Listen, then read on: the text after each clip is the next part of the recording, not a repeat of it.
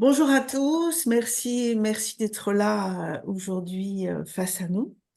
Je vais présenter aujourd'hui une activité qui m'est chère, que nous réalisons tous les trois avec Coraline et Piotr qui se présenteront. Donc moi, je suis qui? Je suis Noémie Lemaine, je suis psychologue du travail et coach.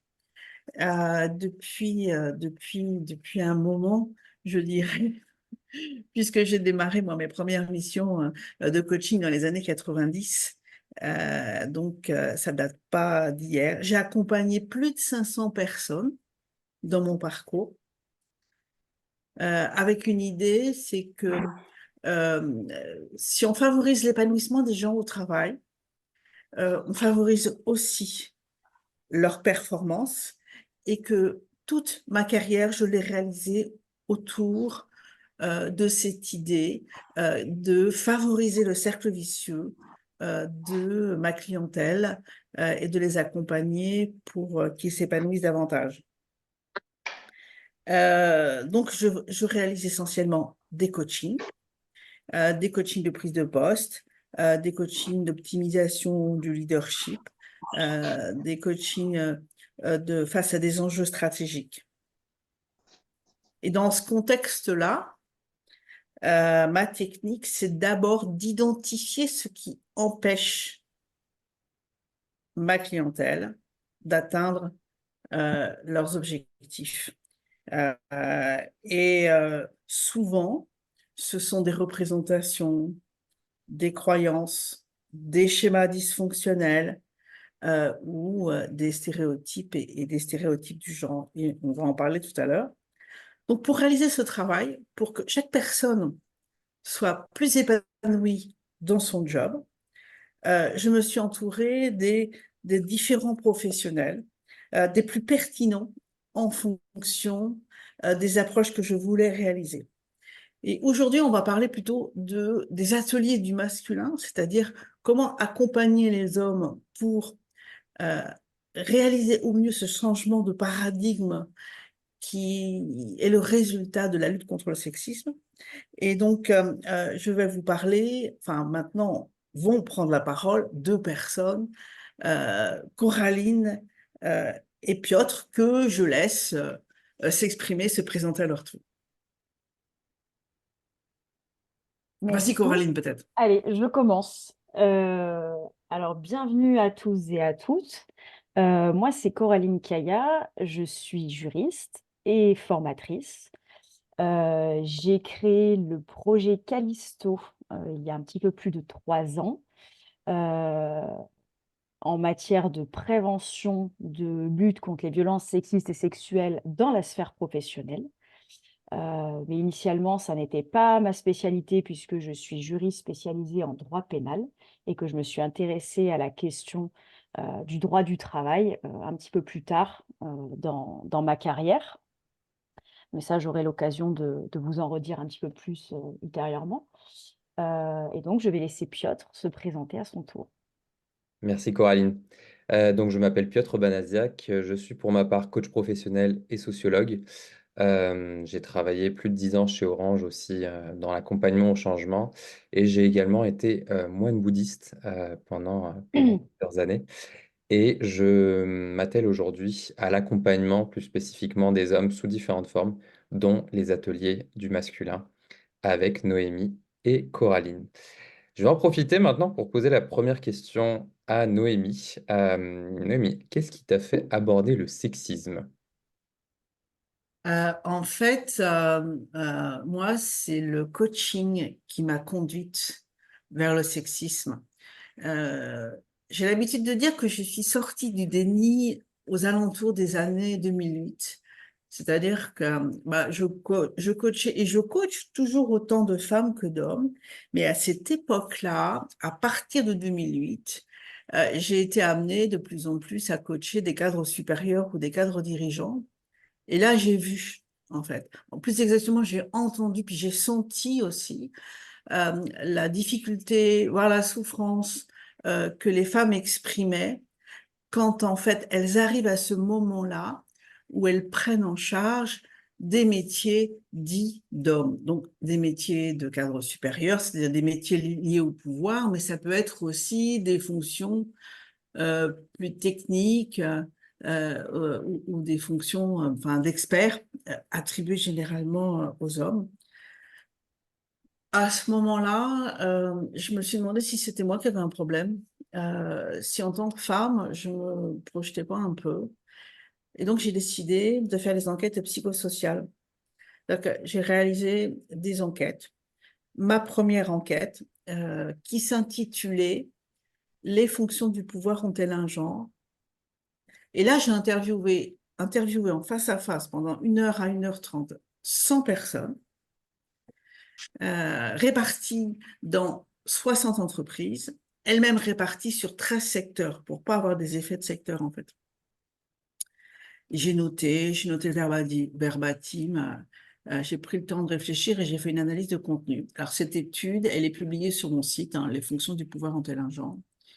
Et en fait, je me suis aperçue que j'avais recueilli un très beau florilège de stéréotypes du genre que intégrés en fait dans la tête des personnes que j'interrogeais, qui étaient à 70% des femmes, puisque j'avais beaucoup de DRH et que la profession est très féminisée, et aussi dans le cadre des cadres dirigeants qui avaient bien voulu répondre à mon enquête et puis me recevoir. À ce moment-là, je me suis dit qu'en tant que coach, j'avais un travail à faire vis-à-vis des femmes. C'est-à-dire que si les femmes ont embarqué, c'est la question que je me posais à l'époque, si les femmes ont embarqué dans leur tête des croyances dysfonctionnelles, c'est-à-dire des croyances qui les empêchent de réaliser leurs objectifs, alors leur succès, leur épanouissement est complètement limité. Et là, j'ai décidé de créer un coaching du féminin archaïque, de ce féminin qui est défini comme ayant des rôles spécifiques qui ne sont pas ceux du pouvoir ou du savoir.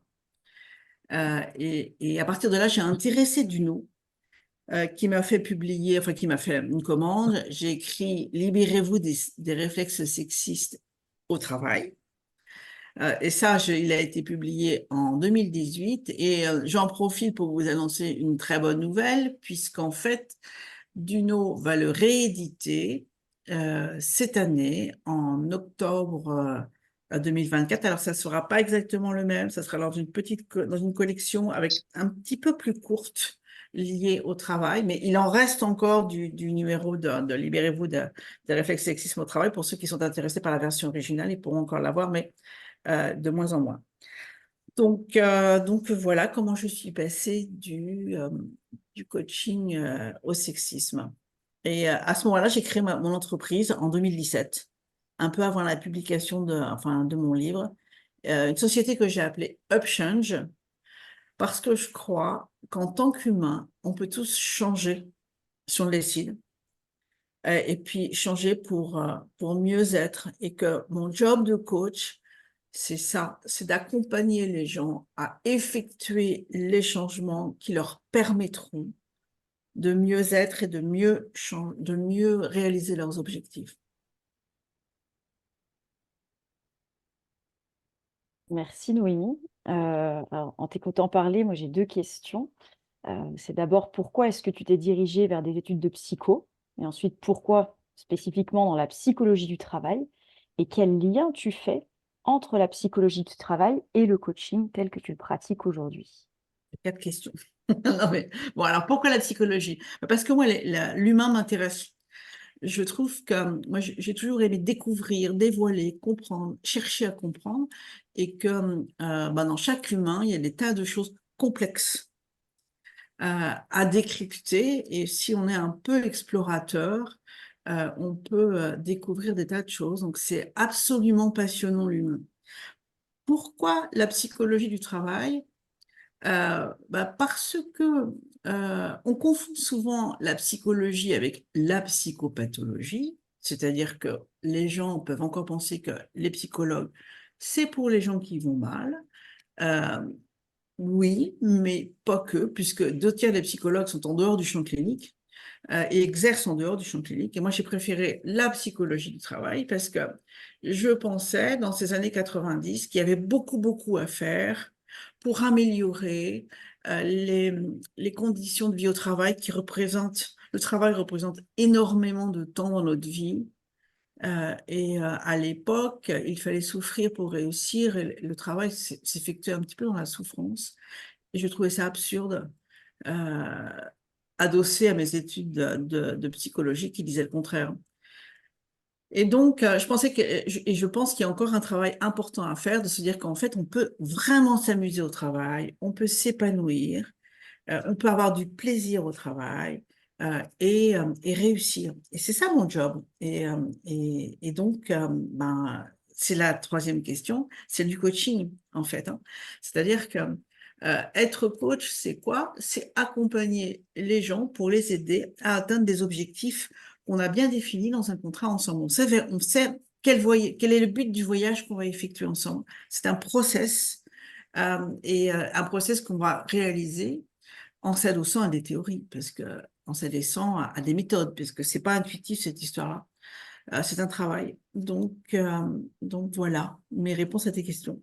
J'en profite pour rebondir sur quelles sont tes références théoriques, Noémie? Alors, moi, au niveau des références théoriques, j'ai choisi la psychologie comportementale et cognitive. Pourquoi? Parce que c'est un courant de la psychologie qui est très éprouvé, c'est-à-dire sur lequel on fait des tas d'études, on valide les choses et on améliore la méthode et la technique. Et je trouve que ces préceptes sont intéressants aussi. J'y adhère énormément et je ne suis pas la seule, hein. C'est-à-dire que nos représentations, nos cognitions, nos croyances impactent complètement nos ambitions, nos réalisations.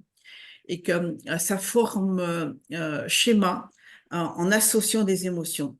Et là, j'arrive plus particulièrement à la méthode que je pratique aujourd'hui depuis 13 ans, je crois à peu près. Je suis adossée à la théorie des schémas, qui est la troisième vague de ce courant, qui nous permet de déceler les schémas que nous avons, qui nous met dans des schémas répétitifs, avec des croyances qui sont parfois inconscientes. Et je m'adosse beaucoup à ça dans ma pratique. J'ai construit un outil qui me permet de repérer les schémas des gens et de les aider, euh, avec leur accord, hein, à travailler sur des croyances dysfonctionnelles.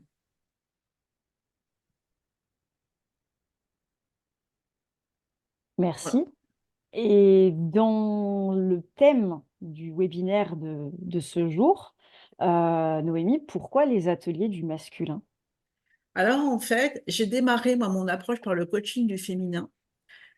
Puis, je me suis aperçue que travailler sur les schémas de quelqu'un, faire évoluer cette personne, notamment la débarrasser de schémas d'un féminin dysfonctionnel qui l'empêcherait d'aller vers certaines fonctions, c'est super important. Mais si on remet cette personne dans un milieu qui est sexiste, c'est-à-dire qui lui attribue des métiers en fonction de son sexe, alors la personne, elle se fait corriger. On lui dit qu'elle n'est pas à sa place, qu'elle ne doit pas faire ça, donc elle se fait corriger, voire symboliquement de plus en plus cogner. C'est là où je me suis dit qu'il fallait absolument travailler sur le système, aidé par la loi, puisque la loi contre le sexisme est apparue, contre le sexisme ordinaire est apparue en 2016 et j'ai lancé mes ateliers peu après cette période-là. Des ateliers en entreprise, en mode mix, avec des juristes, dont toi, Coraline, et puis une autre personne, pour des groupes mixtes, pour apprendre aux gens, globalement, à se débarrasser du sexisme. Suite à ça, j'ai noté le phénomène que vivaient des hommes qui étaient dans une difficulté, voire un backlash, avec le sentiment qu'ils ne pouvaient plus rien dire, qu'ils n'avaient plus le droit d'exister, euh, le sentiment d'attaque identitaire qui peut se traduire par des défenses plus ou moins maladroites, plus ou moins violentes, mais en tout cas qui ne favorisent pas non plus leur épanouissement ni leur évolution de carrière. Donc, à ce moment-là, je me suis dit qu'il fallait qu'on travaille spécifiquement sur le féminin. Et c'est là où j'ai pensé à nous unir tous les trois, parce qu'il y a la part du juridique qui est hyper importante que tu représentes, Coraline, et puis il y a la part de l'approche dédiée aux hommes que tu représentes, Piotr. C'est-à-dire que il faut essayer de comprendre ce qui se passe quand on est obligé de changer de paradigme et qu'on a construit sur son identité, sur une certaine manière d'être, naguère valorisée, aujourd'hui qui peut vous envoyer au pénal. Donc, c'est pas simple. Mm. Super. Merci beaucoup, Noémie. On Merci. va passer aux questions pour Coraline. Donc, est-ce que tu pourrais nous parler de ton parcours déjà? Bien sûr. Donc, comme je vous l'ai dit en introduction, je suis juriste de formation, initialement spécialisée en droit pénal, euh, avant de consacrer un intérêt aux droits fondamentaux plus largement, et puis ensuite à la sphère du travail, donc le droit du travail, tant dans le secteur privé que dans le secteur public. J'ai travaillé plusieurs années en aide aux victimes, où je me suis spécialisée sur la question des violences conjugales et intrafamiliales. Euh, Ce qui m'a permis de faire des interventions, des conférences sur les thèmes larges des violences faites aux femmes, que je fais encore aujourd'hui parce que si j'interviens essentiellement dans la sphère professionnelle, je peux m'adresser à tout type de public sur le thème des violences faites aux femmes dans toutes les sphères de la société, que ce soit sur les thématiques de harcèlement de rue ou de violences conjugales, par exemple. Ok. Et Coraline, qu'est-ce qui t'a amené à te tourner vers l'enseignement? Alors, j'ai toujours été passionnée par l'enseignement depuis que je suis enfant. Et bien avant de créer le projet Callisto, j'ai mené des actions de sensibilisation dans tous les jobs que j'occupais. J'ai enseigné par la suite en faculté de droit, et notamment à la faculté de droit de Grenoble, pendant plusieurs années. Et dans le cadre du projet donc Callisto, j'ai vocation à y faire bien évidemment de la formation et de l'enseignement, mais c'est aussi et avant tout un espace qui est dédié à la recherche, puisqu'avant d'être formatrice, je fais de la recherche en droit sur ces thématiques. Et j'ai d'ailleurs un projet de thèse en ce moment que j'aimerais pouvoir concrétiser, et qui se trouve être en relation bien évidemment avec mon domaine de spécialité. Ok. Et pourquoi les ateliers du masculin dans ton cas? Alors, au début de ma carrière, quand je travaillais en aide aux victimes, sur la spécialisation donc, des violences conjugales et intrafamiliales, j'ai informé et accompagné des personnes victimes de violences conjugales. Mais je me suis aussi intéressée plus largement à la question de la prise en charge des auteurs de violences conjugales qui, dans les statistiques, se trouvent être souvent des hommes. Euh, Car au-delà de la sanction pénale, en fait, on s'aperçoit que la prise en charge dans la société est assez résiduelle, en tout cas inexistante à l'époque et dans le territoire où j'intervenais.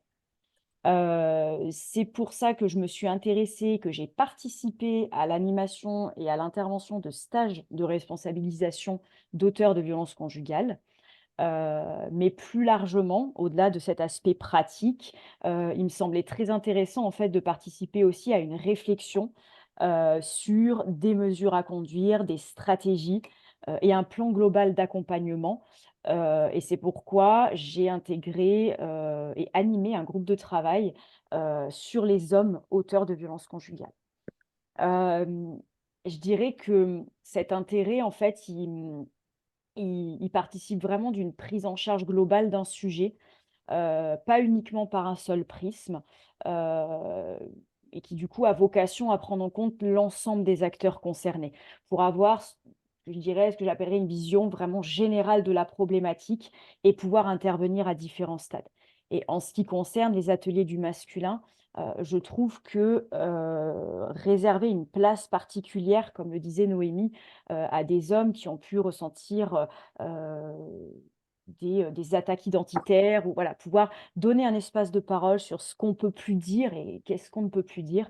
Ça permet aussi de replacer les personnes dans leur posture professionnelle, parfois de manager, et de pouvoir aussi faire du droit, de la loi, non plus une épée de Damoclès, mais un véritable outil à destination des cadres et des opérationnels. Ok. Et qu'est-ce que tu proposes comme prestation chez Calypso? Quelles sont Alors, tes actions? chez Callisto, c'est essentiellement de la formation en direction de toute structure, du privé comme du public, et pour tous les étages des organisations. C'est-à-dire que je m'adresse à la fois aux directions, aux équipes managériales, aux équipes opérationnelles, mais aussi aux référents, violence, harcèlement, qui soient des référents du CSE ou de la direction. Et mes thèmes d'intervention sont bien évidemment tournés autour des violences sexistes et sexuelles, donc tout ce qui touche au sexisme, sexisme ordinaire, agissement sexiste, harcèlement sexuel, mais également le harcèlement moral. J'interviens aussi, j'aide des structures essentiellement publiques à la mise en place de dispositifs de signalement et notamment de cellules d'écoute. Et je forme à la conduite d'enquête, puisqu'aujourd'hui, ça fait partie des obligations des employeurs de conduire des enquêtes quand des faits qui sont à minima du harcèlement moral ou sexuel. Dans ces cas-là, les employeurs sont tenus de diligenter une enquête. Donc, je forme les équipes à la conduite d'enquête, et également, je peux faire de la conduite d'enquête moi-même, donc ce qu'on appelle de la conduite d'enquête externalisée. Ce cadre qui est offert par la formation, en fait, il permet d'aborder les obligations légales des employeurs, puisqu'ils ont l'obligation de garantir la santé, la sécurité des collaborateurs placés sous leur autorité. Ça permet aussi de traiter de la question de la responsabilité des employeurs et de la notion de risque. Parce qu'aujourd'hui, le sexisme est un risque, au même titre que le harcèlement sexuel, au même titre que le harcèlement moral. Et le risque, il n'est pas inexistant, parce qu'on s'aperçoit que l'étude de la jurisprudence montre que la question, elle fait de plus en plus l'objet de contentieux et donc de condamnations. Et puis enfin, la formation, elle permet aussi d'aborder le volet des bénéfices, parce qu'en fait, on a pu comptabiliser que 1 euro investi dans la prévention, c'est jusqu'à 4 euros d'économiser en termes de réparation. Et donc ça, aujourd'hui, les entreprises y sont extrêmement sensibles. Ok, merci. Est-ce que tu as justement des exemples d'interventions que tu as pu mener, évidemment sans donner le nom de l'entreprise ou du service public? Oui, bien sûr. Je suis intervenue dans une entreprise d'une vingtaine de personnes, dans laquelle un service qui comptait 5 collaborateurs rencontrait des difficultés, puisque 3 personnes étaient en arrêt et 2 personnes étaient démissionnaires. Et la direction, au regard de ces éléments, s'interrogeait sur l'existence notamment de faits de harcèlement. Donc une formation a été déployée, que j'ai menée. Cette formation a donné lieu par la suite à des remontées de signalement pour des faits de harcèlement, effectivement.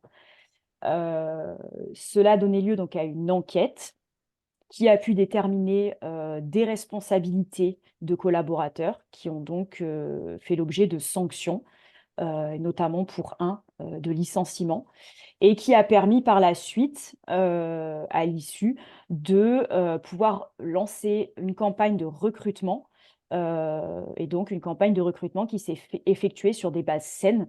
Donc là, c'était vraiment un exemple d'intervention dans une entreprise qui présentait donc un harcèlement moral qui était larvé au départ, dont on n'avait pas connaissance, et qui a permis ensuite de faire émerger des responsabilités pour ensuite pouvoir repartir sur un fonctionnement sain, et permettre le retour en entreprise, notamment des personnes qui étaient placées en arrêt maladie.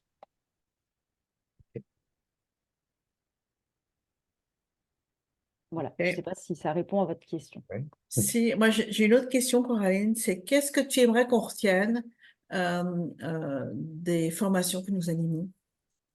Euh, Ce que j'aimerais qu'on en retienne, c'est qu'on ne perd rien à pratiquer l'égalité, bien au contraire.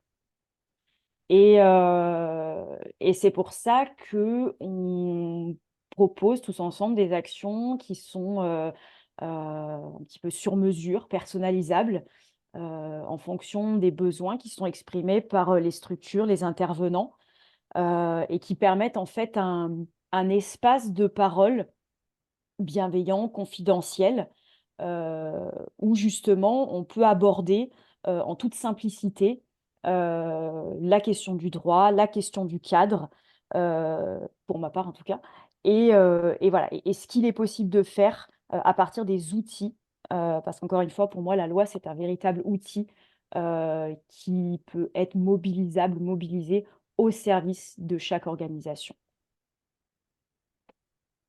Ok, merci. Merci. Je pense que Piotr, ça serait bien si tu prenais ton tour de présenter. Donc, je vais parler rapidement de mon parcours. Moi, j'ai toujours été habitué à construire des ponts entre des univers un peu antagonistes. Donc, je suis biculturel, je fais du foot, mais j'adore les sciences sociales. J'ai toujours été amené à faire des jonctions un peu qui ont l'air contradictoires au premier abord. Donc, moi, j'ai un master de psychologie dans le management et dans le business. J'ai aussi fait un master de sociologie.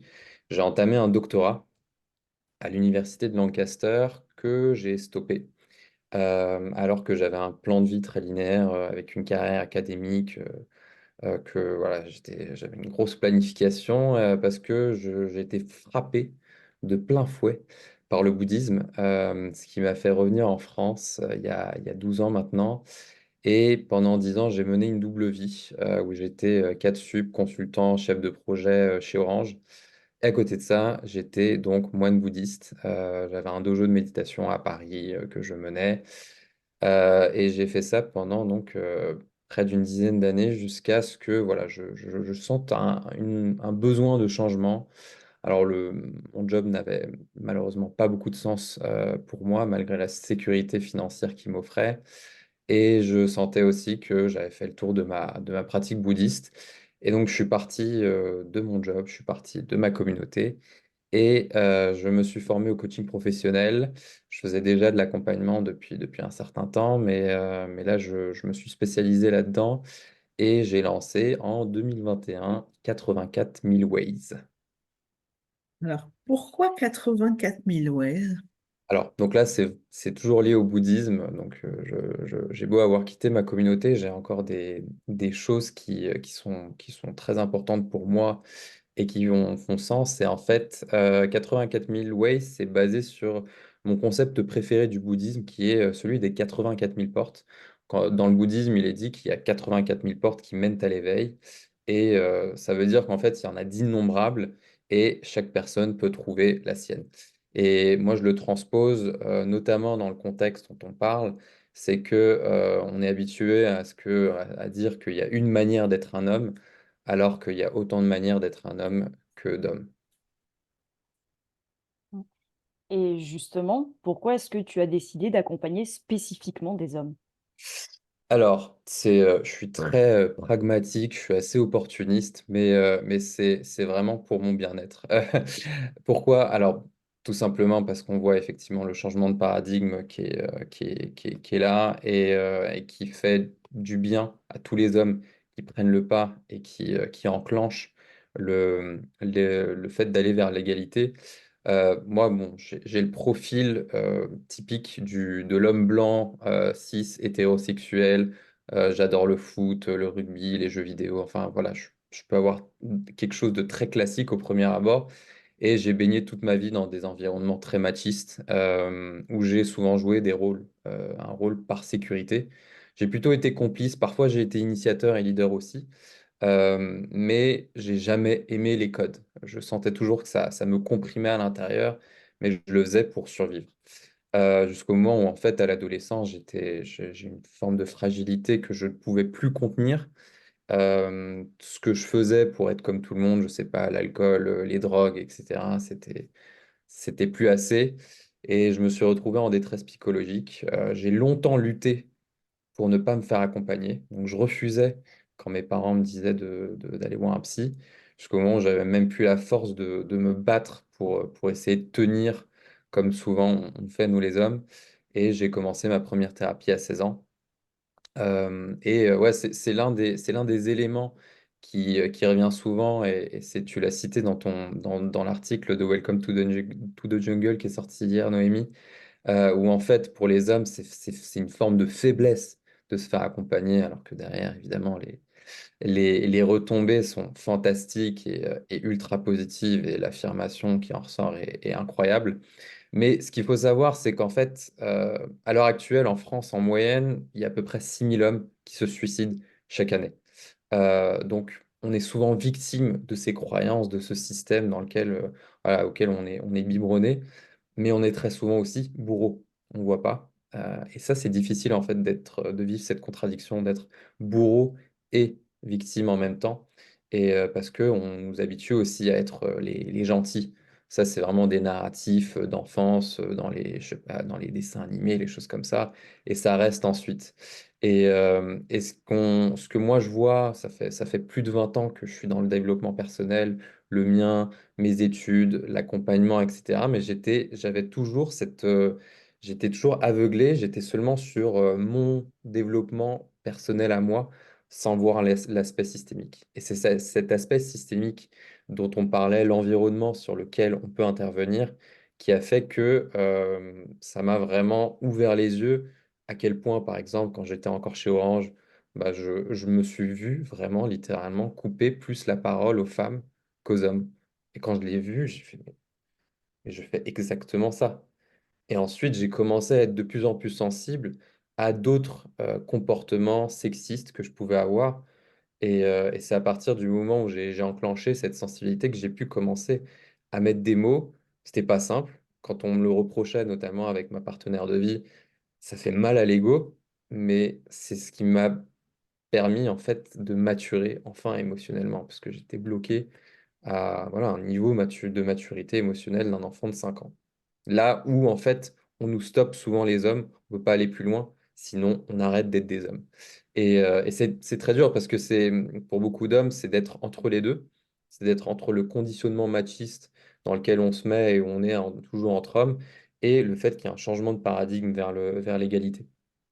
Mais en fait, à partir du moment où on voit que ça fait du mal aux autres, c'est plus seulement suicidaire de se mettre dans des stratégies d'auto-sabotage et d'essayer de tout le temps se conformer à une étiquette.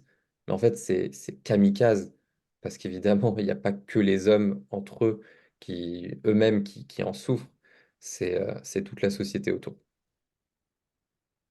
Alors, pour quelqu'un qui avait du mal à être accompagné, aujourd'hui, tu fais de l'accompagnement. Mm.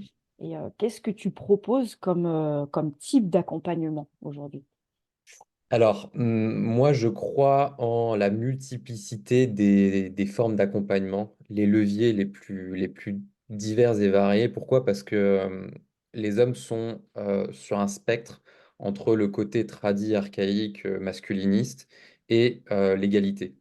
Et voilà, les hommes, on est plus ou moins disséminés à différents endroits où ça peut être plus simple, où ça peut être très difficile, et où le sentiment d'effort peut être plus ou moins grand. Donc pour moi, proposer des formes d'accompagnement très versatiles, c'est vraiment très très important. Donc la première chose que je fais, moi je fais du coaching personnalisé sur des programmes de 4 mois pour les cadres et consultants sur leur équilibre pro-perso, et sur leur gestion du stress et de la performance, parce que ça, c'est les boîtes de conseil notamment, c'est vraiment des sources de souffrance très fortes et de négation de ce que l'on est pour devenir des robots de performance, etc. Et c'est très, très dur pour beaucoup d'hommes. J'anime aussi un cercle d'écoute et de parole que j'ai appelé les carrés de bonhomme ou les carrés de bons hommes, qui est, voilà, l'idée, c'est de recréer des nouvelles dynamiques entre hommes sans jugement, plus matures, plus saines et plus sécurisantes. Parce que pour moi, vraiment, la sécurité, c'est souvent la base, en tout cas le sentiment de sécurité. Je fais aussi du mentorat avec des jeunes à travers l'association NQT. Donc, je co-anime avec vous deux, Noémie et Coraline, des ateliers contre le sexisme en entreprise qui sont destinés aux hommes. Pour notamment, de mon côté, sur ma partie, montrer à quel point l'égalité fait des hommes des êtres humains, ou des hommes plus humains en tout cas. Et je suis un peu comme toi, Coraline, en train de préparer un dossier pour reprendre mon doctorat où je souhaiterais traiter des mécanismes du sentiment de sécurité chez les hommes. Et Piotr, c'est quoi ton fil rouge? Qu'est-ce qui t'anime, toi, personnellement, sur ton terrain pro? Donc, je l'ai dit, je garde encore des éléments du bouddhisme. Donc, pour moi, un peu mes valeurs hautes, ce serait la sagesse, la transformation, très liée au coaching, mais donc la sécurité aussi. Alors, donc moi, en fait, j'ai été diagnostiqué Asperger il y a un an. C'était une grosse découverte, une grosse compréhension de comment j'ai pu fonctionner dans ma vie. Mais en fait, j'ai été habitué, je pense, comme tous les hommes, à être dans une forme de stress constant, un peu en mode survie. Et pour moi, quand on est en mode survie, on est incapable de se connecter déjà à soi-même, à ses envies, à ce qu'on est, etc., mais aussi aux autres. Donc en fait, pour moi, sans sentiment de sécurité, impossible de développer de l'empathie, notamment pour les victimes, dans ce cas très précis, sur les sujets de violences sexuelles et sexistes. Et pour moi, en fait, ce sentiment d'insécurité, avec voilà, le fait de se sentir en guerre, en compétition, à la vie, à la mort, c'est une forme d'auto-sabotage qui nous empêche en fait justement d'être nous-mêmes. Et pourtant, c'est pas du tout une fatalité. Et moi, ce que j'ai envie de voir, c'est déjà voir un homme qui se sent en sécurité avec lui-même pour comme un rapport de cause à effet, se transforme et va justement vers cette égalité. Donc moi, dans mes accompagnements, c'est ce que j'adore, c'est proposer déjà un cadre où les hommes se sentent en sécurité et où derrière, en fait, automatiquement, ils peuvent entamer les changements, ils peuvent écouter les autres et ils peuvent ensuite devenir des êtres humains qui deviennent vraiment très agréables à côtoyer. Et c'est là où je mets le côté pragmatique, c'est qu'en fait, pour moi, c'est aussi des personnes beaucoup plus agréables à côtoyer parce que quand j'ai constamment des hommes avec un masque de compète, ouais, c'est moi le plus fort, non, c'est moi le plus fort, et puis je vais te prouver, etc. C'est marrant quand on a 5 ans, pendant un certain temps, mais voilà, presque 40 ans, je n'en peux plus. Donc je suis pragmatique et je veux proposer aux hommes d'être plus eux-mêmes et de sortir de ce masque voilà, souvent de petits enfants qui peuvent garder toute leur vie potentiellement. Et pour ça, en fait, ce qu'il faut voir, pour moi, le point central, c'est aussi la responsabilité. Donc, il y a souvent ce truc de not all men, nous, on n'est pas tous les méchants, etc. Il n'y a pas besoin d'être fautif ou coupable pour se sentir responsable. Parce que nous, ce qu'on disait à un niveau individuel, on peut être exemplaire, mais tant qu'on ne touche pas à l'environnement, tant qu'on ne s'implique pas dans le changement de paradigme, bah, on va être exemplaire et puis il ne se passe rien. Et puis au final, on voit pas à quel point notre complicité influence toujours le fait que ce système continue à faire des victimes. Et donc, pour moi, cette responsabilité, elle passe par le fait de dire, nous les hommes, en tant que groupe, on a du taf à faire, et voilà les outils que je veux proposer pour y arriver. Parce que, pour moi, nous les hommes, on a toute notre place dans une telle société, on peut avoir une très, très belle place dans l'égalité. Bah Voilà. bien, je te rejoins complètement, Piotr, parce qu'effectivement, du côté de la psychologie, euh, euh, on pense aussi la même chose, c'est qu'à partir du moment où on est apaisé, où on n'est pas en conflit intérieur, on a nettement moins besoin de se mettre dans des rapports de domination avec les autres, puisque on est plus apaisé, on sort d'une dynamique binaire qui serait soit je suis dominant, soit je suis dominé, ce qui est un problème de raisonnement. C'est une grosse erreur de raisonnement, puisque Mm. on voit que 2 points, alors que on peut être, l'égalité, c'est d'être ni l'un ni l'autre, en fait. On n'a pas besoin d'aller dans Mm. ces extrémités-là. L'assertivité, une position d'assertivité, qui est un grand sujet du coaching, c'est d'être capable de s'exprimer sans avoir besoin d'écraser, ni sans se soumettre. Donc, c'est vraiment intéressant de voir à quel point tous les trois, on se retrouve avec, alors qu'on a des diplômes et des origines différentes, sur ce même sujet qui est l'égalité ensemble pour mieux travailler. Mm. On va regarder s'il y a des questions dans le chat. Moi, j'en ai vu une, je crois qu'elle t'est adressée, Coraline, c'est quoi la définition du sexisme exactement? Euh, alors, il n'y a pas de définition du sexisme à proprement parler dans la loi. La loi, elle parle d'agissement ou d'outrage sexiste, qui globalement sont des propos ou des comportements liés au sexe d'une personne qui ont pour objet ou pour effet de créer un environnement hostile, dégradant ou offensant. L'idée derrière ces agissements désormais interdits, c'est de dire qu'en fait, des propos, même s'ils ne sont pas faits dans l'intention de nuire, peuvent créer un environnement hostile ou dégradant et à ce titre constituer du sexisme. Concrètement, quand le législateur a pris cette mesure, c'était pour lutter notamment contre les blagues graveleuses, pour pouvoir appréhender par le droit le fameux «Oh, mais c'était pas méchant, c'était qu'une blague». Certes, il n'y a pas d'intention de nuire, pour autant, ce sont des agissements qui peuvent être punissables tant dans la sphère professionnelle par un employeur que dans toutes les autres sphères de la société, et faire l'objet notamment d'une contravention. Ok, très bien, merci. Je pense que la personne t'a répondu à sa question. Merci, Coraline. Est-ce que tu vois d'autres questions, Piotr, dans le chat? Moi, je vois pas d'autres Non, j'ai questions. pas d'autres questions. N'hésitez pas si vous en avez encore. Mm. On a 2 minutes, peut-être pour une dernière Ah, question. j'en vois une, moi. Il y a quelqu'un qui dit on peut plus faire de compliments, faire des compliments aux femmes, on n'a plus le droit, on peut plus. Est-ce que faire des compliments à une femme, dire qu'elle est belle, qu'elle est jolie, est-ce que c'est du sexisme? Est-ce qu'on a encore le droit de faire ça au travail? Je réponds. Vas-y. Bah, tout dépend. Tout dépend, c'est-à-dire que là, ça touche à quelque chose qui peut être imposé ou consenti. Donc, dans une relation où, y compris professionnelle, où les échanges sont consentis, ça ne pose pas de difficulté particulière.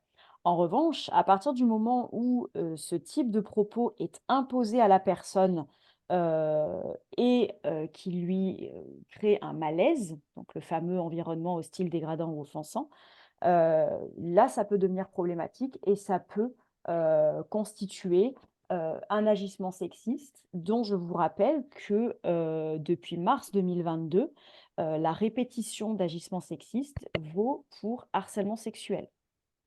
Concrètement, ça veut dire qu'au bout de 2 remarques qui ne seraient pas sollicitées, j'insiste, on peut déjà être dans du harcèlement sexuel. Donc, c'est vous dire si ça va très vite. Le harcèlement sexuel, c'est pas uniquement une répétition de faits massive et sur des années. C'est-à-dire qu'au bout la deuxième remarque, la deuxième blague graveleuse, on est déjà dans du harcèlement. Ok, merci. Si vous avez d'autres questions, vous pouvez nous les poser directement sur nos profils LinkedIn, euh, puisque si vous êtes à ce webinaire, c'est que vous avez forcément nos profils à disposition. Donc, n'hésitez pas, nous serons Ouais, ravis de vous répondre. avec grand plaisir. Il est 14h01. On peut, je pense, peut-être clôturer ce webinaire Se libérer du sexisme en entreprise ensemble avec les hommes. Merci pour votre participation. Alors, il y a déjà des personnes qui sont parties, mais on les remercie aussi Merci, d'être merci. Merci venus. beaucoup. Et on vous laisse à vos occupations. Mais en tout cas, n'hésitez pas à nous contacter si vous avez des questions ou des envies de collaboration avec nous trois.